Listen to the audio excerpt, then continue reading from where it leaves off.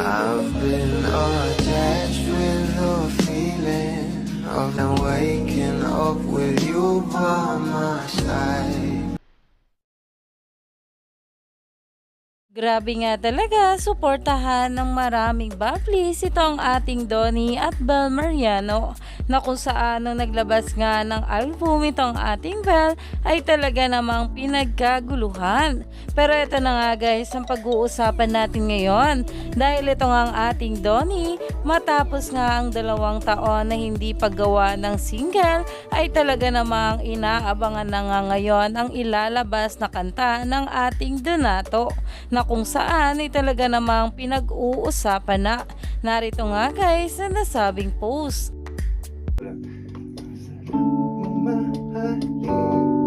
Ganda nun kaya?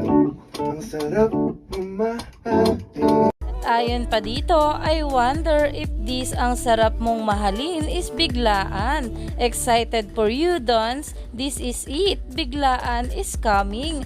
At ayon pa nga guys dito, 2 years felt so long but thank God he's finally coming back. Miss you and your voice, Donato.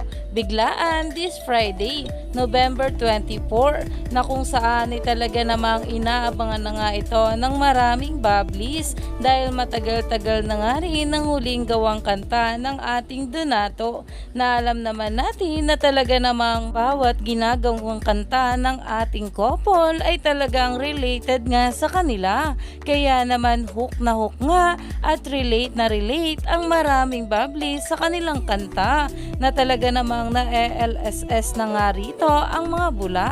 Kaya stay tuned lang tayo this Friday para sa biglaan song ng ating Donnie Pangilinan.